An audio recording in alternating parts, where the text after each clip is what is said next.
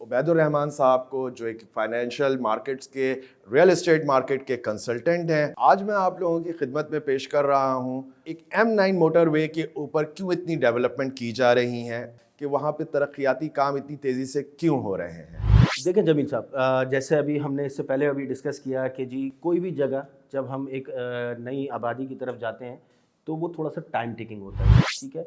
Even अगर मैं recent मिसाल दूं आपको, गुलशन मेमार, तो आज गुलशन मेमार कुछ देखते हैं लोग कि जी डेवलप्ड जगह है, मगर अगर इसकी हम और आज अगर मैं देखता हूँ 2020 21 22 में 2020 से जो है वो उसके जो डेवलपिंग है वो और ज़्यादा तेज़ी आई उसमें।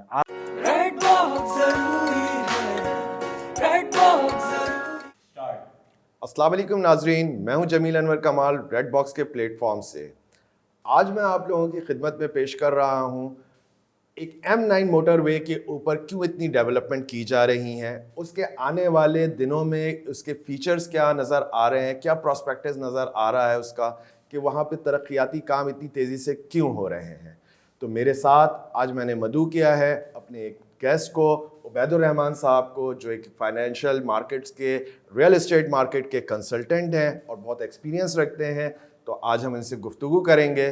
तो अस्सलाम वालेकुम उबैद साहब, कैसे हैं आप? खैरियत से हैं? ठीक ठाक हैं? आप बताइए जमील साहब, अल्हम्दुलिल्लाह, खैरियत से हैं? आपकी दुआएं हैं सर। अल्हम्दुलिल्लाह। सर आपको मदऊ किया है हमने अपने चैनल रेड बॉक्स के प्लेटफॉर्म पे। तो जज़ाकल्लाह। आपसे हमारे व्यूअर्स कुछ जानना चाह रहे हैं, उनकी क्यूरीज आती हैं मुसलसल इस बुनियाद के ऊपर कि वहाँ पे डेवलपमेंट क्यों हो रही है। एक शहर से निकल करके M9 मोटरवे दूर दराज इलाकों के ऊपर, जंगलात, पहाड़ों के ऊपर क्यों इतनी डेवलपमेंट की जा रही हैं, क्या वजूहात हैं, क्या ऐसी रीज़न्स हैं जो वहाँ पे इतनी तरक्याती काम हो रहे हैं और लोग वहाँ जाने से कतरा भी रहे हैं, डर भी रहे हैं। तो इससे रिलेटेड आप क्या देख रहे हैं, आगे का फ्यूचर क्या है, क्या सोचते हैं आप इसके बारे में? तो कुछ हमारे व्यूवर्स को आप बताएं। बिल्कुल ठीक है जमील साहब, आपका सवाल बहुत अच्छा था कि क्यों। सबसे पहले तो मैं इस क्यों का जवाब दूंगा कि क्यों, वाई M9, ठीक है। तो अगर हम इस तरह देखें कि इस वक्त कराची की जो सिचुएशन जो है, हम अक्सर बात करते रहते हैं अपनी वीडियोज़ में, काफ़ी लोग इस पर जो है वो डिस्कस करते हैं कि कराची शहर ऑलरेडी जो है वो इंगेज हो चुका है, वहाँ की जो इस वक्त आबादी है वो ओवर क्राउडेड हो गया है, बिल्कुल ठीक है। तो अब जाहिर है कराची के लिए एक नई जगह, जो कराची में लोग माइग्रेट करके आ रहे हैं उनके लिए एक नई जगह जो है वो आबाद करनी है। और कराची आपको पता है कि पाकिस्तान का बिज़नेस हब है, रीढ़ की हड्डी जिसे कहा जाता है। तो उस हवाले से ज़ाहिर है यहाँ पे जो है वो उसी हिसाब की रिहाइश भी जो है चाहिए होती है। तो इस वक्त जो कई दफ़ा इन चीज़ों पे हम बात कर चुके हैं ग्रेटर सिटी प्लान पे, ठीक है। तो ये ग्रेटर सिटी प्लान बनाया गया था कराची के लिए ताकि कराची को एक्सटेंड किया जा सके, ठीक है। तो उसके लिए इस वक्त जो सबसे बेस्ट लोकेशन थी वो था हमारा मोटरवे M9। आप लोगों के सामने है कि ये अभी चंद 2 साल पहले ही जो है वो इसको दोबारा से पूरा डेवलप किया गया, उसको बनाया गया। और उसका बेसिक रीज़न ही यही था कि एक ग्रेटर सिटी प्लान पे जो है वर्कआउट करना था। इधर बड़ी बड़ी सोसाइटीज़ आनी थी, जिसमें एग्जांपल्स आप लोग देख चुके हैं, बहरिया टाउन है, ASF है, DHA है, ऐसी कई सोसाइटीज़ जो है वो आबाद होने जा रही हैं। तो इस हवाले से जो आपका सवाल है कि क्यों और वहाँ क्यों इन्वेस्टमेंट, तो ज़ाहिर है जब आपका एक शहर आबादी से कंप्लीट हो चुका है और अब आपने उसको एक एक्सटेंड करना है, तो आपको उसके लिए एक ऐसी जगह चाहिए होती है जो खुली जगह हो, मैदान हो, जहाँ एक प्रॉपर तरीके से जो है वो कोई शहर आबाद हो सके। तो ये बड़ी बेसिक रीज़न है M9 की तरफ जाने का। लेकिन मुझे एक शुबहात, जैसे हमारे व्यूअर्स अक्सर व बेशतर ये शुबहात अपने ख़दशात ज़ाहिर करते हैं कि हाईवे के ऊपर जाना और वहाँ की ज़मीनें क्या वो लीगलाइज होती हैं, लीगल इश्यूज़ बहुत आ जाते हैं, कब्ज़े का डर होता है। इन डरों की वजह से, इस डर के से, इस खौफ से लोग जो है वहाँ पे इन्वेस्टमेंट नहीं कर पाते। बिल्कुल ठीक है। देखिए इसको हम इस तरह ही लेंगे, आपका सवाल बिल्कुल ठीक है। हमारे पास भी जो रिव्यूज़ आते हैं, जो हमारे नाज़रीन जो है वो हमसे रब्ता करते हैं, तो वो उसी हवाले से जो है वो उस चीज़ को कंसिडर कर रहे होते हैं कि जी क्या लैंड में कोई प्रॉब्लम तो नहीं है, या चीज़ें कुछ डिस्प्यूट में तो नहीं आई हुई। यस, थोड़े बहुत आपको पता है कराची में इश्यूज़ चलते हैं। और इवन मैं अगर बात करूँ, इस वक्त भी कराची को 1947 से आज तकरीबन 74 साल होने को आ गए, मगर आज भी आप देखते हैं कि अदालती कोई ना कोई हुक्मनामा जारी हो जाता है कि कोई प्रॉब्लम है। तो ये छोटे मोटे इश्यूज़ तो चलते रहते हैं। जहाँ तक NOCs का सवाल है, अप्रूवल्स का सवाल है, तो वो ज़ाहिर है जब कभी भी कोई इतना बड़ा प्रोजेक्ट लॉन्च हो रहा होता है तो उसमें ये छोटे मोटे हर्डल्स आते हैं जो टाइम बाय टाइम जो है वो उसको रिजॉल्व कर दिया जाता है, ठीक है। बट लोगों का कंसर्न बड़ा रहता है यार कि हम वहाँ क्यों इन्वेस्टमेंट करें, या हमारा उससे ROI जो होता है, आपका रिटर्न ऑफ इन्वेस्टमेंट जो होती है, वो कितने जल्दी कवर हो सकती है। तो लोगों को थोड़ा सा इस बात को समझने की ज़रूरत है कि कोई सा भी आप पूरे पाकिस्तान में उठा लें, कोई सा भी जब जगह नई आबादी की तरफ जा रही होती है, जब वो एक पूरा शहर आबाद हो रहा होता है, अगर मैं पुरानी बात करूं, जब ये गुलशन और नॉर्थ नाज़ोबाद ये सारी जगहें जब आबाद हो रही थी, so it's not like this कि उन्होंने जो है वो कोई 2 4 5 सालों में जो है वो आबाद करके, और ये जो आज गुलशन आप देख रहे हैं या जो नॉर्थ नाज़ोबाद देख रहे हैं, तो ये कोई 2 4 5 साल की बात थी, ठीक है। इवन अगर मैं रिसेंट मिसाल दूं आपको, गुलशन MMR, तो आज गुलशन MMR कुछ देखते हैं लोग कि जी डेवलप्ड जगह है, मगर अगर इसके हम बैकग्राउंड में जाएं तो 90s, लेट 90s में जो है ये प्रोजेक्ट लॉन्च हुआ, और आज अगर मैं देखता हूँ 2020 21 22 में 2020 से जो है वो उसके जो डेवलपिंग है वो और ज़्यादा तेज़ी आई उसमें, आज जाके जो है वो तकरीबन 70-80% आबाद हो चुका।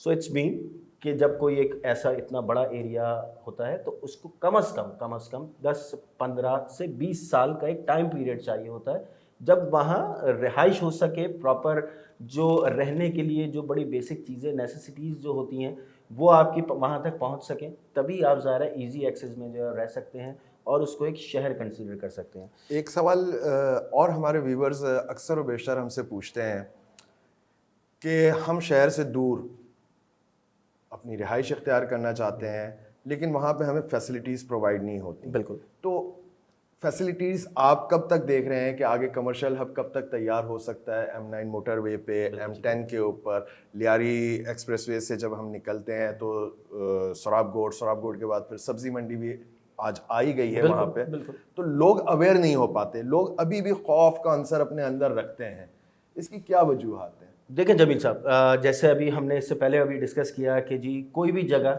जब हम एक नई आबादी की तरफ जाते हैं तो वो थोड़ा सा टाइम टेकिंग होता है, ज़ाहिर है एक जगह का इंफ्रास्ट्रक्चर बनना, उसको प्रॉपर तरीके से डेवलप करना।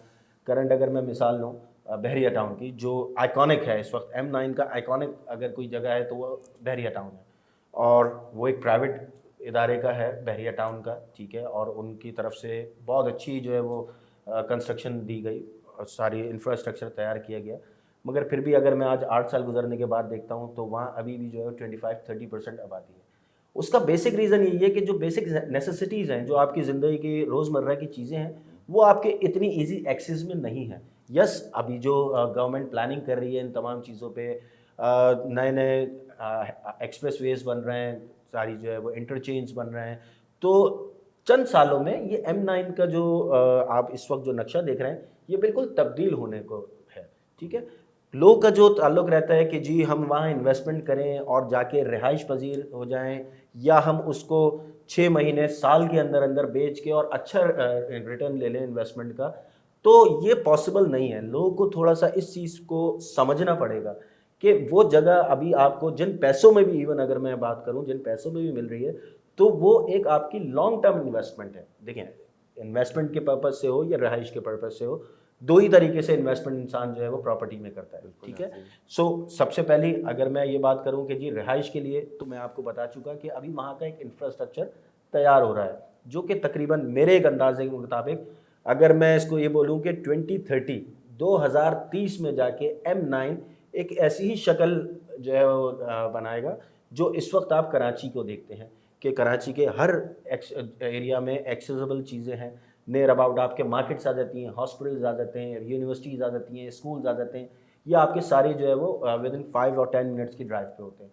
सेम यही चीज़ M9 पे जो है कुछ टाइम में, जैसे मैंने अभी आपको बताया 2030, एटलीस्ट इतना टाइम लगेगा, और लोगों को इस चीज़ को वो करना पड़ेगा कि अगर वो ये चीज़ इन्वेस्ट कर रहे हैं तो ये लॉन्ग टर्म इन्वेस्टमेंट है। इट्स नॉट लाइक कि आपने किसी शहर के अंदर आपने पैसा लगाया जहाँ अभी आबादी है और लोग रह रहे हैं और उधर जो है वो आपकी रेल पेल चल रही है। यस, अगर मैं फ्यूचर की बात करूं तो M9 जैसा फ्यूचर पूरे पाकिस्तान में इस वक्त नहीं है, ठीक है। वहाँ की जो इस वक्त वैल्यू है वो इस वक्त पूरे पाकिस्तान में नहीं है, बिकॉज कई एक चीज़ें आपकी फाइनेंशियल से भी टच हो रही हैं। उसमें आप CPEC ले लीजिए, सी पैक को अगर हम कंसीडर कर लें, इसके अलावा जो ग्रेटर सिटी प्लान की बात हुई उसको कंसीडर कर लें, तो ये सारी चीज़ें मिला के M9 एक ऐसी जिसे कहते हैं कि ये वो सोने की कान है जो आज से कुछ साल बाद लोगों को एक बहुत अच्छा ROI भी देगी और रिहाइश के लिए भी सबसे खूबसूरत और बेहतरीन जगह हो। जी व्यूअर्स, आज हमारी बहुत अच्छी गुफ्तगू रही उबैदुर रहमान साहब के साथ। जज़ाकल्लाह। इनका बहुत शुक्रिया कि वो आप हमारे शो में तशरीफ़ लाए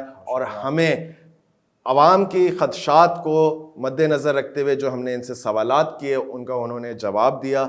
अब हमारी आवाम, हमारे व्यूअर्स अब सेटिस्फाई होंगे इन चीज़ों से। अब वो आएँ, लॉन्ग टर्म इन्वेस्टमेंट करें जिससे उनका रेट ऑफ रिटर्न अच्छा आए और इन्वेस्टमेंट रिटर्न्स बहुत अच्छे मिलें उनको, और इन फ्यूचर वो अपनी रिहाइश और कमर्शियल एवेन्यू जनरेट कर सकें। अपने होस्ट जमील अनवर कमाल को अब इजाज़त दें। हमारी वीडियो देखने के लिए हमारे चैनल को सब्सक्राइब करें, बेल आइकॉन पर क्लिक करें और किसी भी क्यूरी के हवाले से हमारे दिए हुए नंबर्स पे मुझसे रब्ता करें। बहुत शुक्रिया। अल्लाह हाफ़िज़। रेड बहुत जरूरी है, रेड बहुत जरूरी है, रेड बहुत जरूरी है, रेड बॉक्स जरूरी है।